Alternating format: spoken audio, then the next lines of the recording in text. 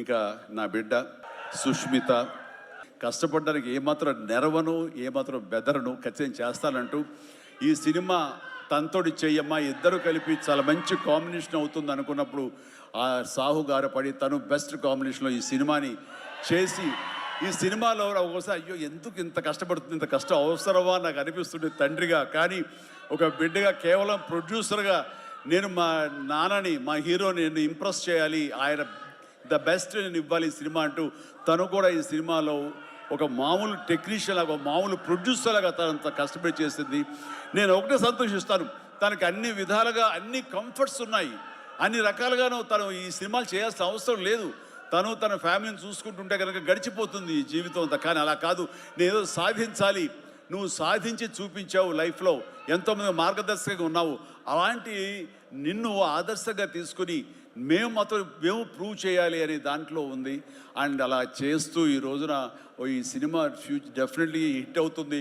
ఇలాంటి గర్వకారణమైన సినిమాని తండ్రిగా నాకు గిఫ్ట్ ఇచ్చినట్టుగా తను భావిస్తుంది, ఆ సంతోషం తను పొందుతున్నానని తెలుసు. అండ్ అలాగే కాకుండా నాకు చేదోడు వాదోడుగా ఉంటూ నాకు భుజం కాస్తూ అన్ని రకాలుగా నాకు అండదండలు అందిస్తూ థ్యాంక్ యూ పాప. అందరి ముందు ఇటు పక్కన అమ్మా, ఇటు పక్కన ఉంది. ఇది రామ్ చరణ్తో పాటు నాకు మరొక బిడ్డ, అలాగే మా చిన్న పాప కూడా అక్కడ టీవీ చూస్తుంటేమో. థ్యాంక్ యూ నాన్న, ప్లీజ్ ఇదే రకంగా ఉండండి, ఇదే కష్టాన్ని నమ్ముకోండి, ఖచ్చితంగా భగవంతుడు మీకు ఆశీస్సులు అందజేసి ఇలాంటి విజన్ ఇస్తాడు.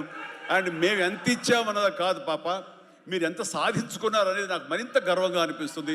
నువ్వు ఆ దిశగా వెళ్తావు, ఆల్ ద వెరీ బెస్ట్. ఆ తర్వాత ఇక్కడ చాలా దూరం వచ్చారు, మీరందరూ కూడా చాలా జాగ్రత్తగా వెళ్ళండి.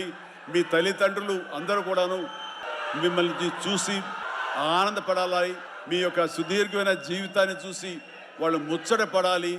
అండ్ ప్రతి వాళ్ళు ఏదైనా సాధించాలనే ఒక దీంతో ఉండాలి. కాబట్టి నాకు తెలుసు నా అభిమానులు ఎప్పుడు కూడా నన్ను ఇన్స్పిరేషన్గా తీసుకుని మీరు అభివృద్ధిలోకి వస్తారని తెలుసు. అండ్ థ్యాంక్ యూ, ఇదే అభిమానం ప్రేమ మీరు నా మీద ఎప్పుడు చూపించాలి. Thank you so much, I love you all.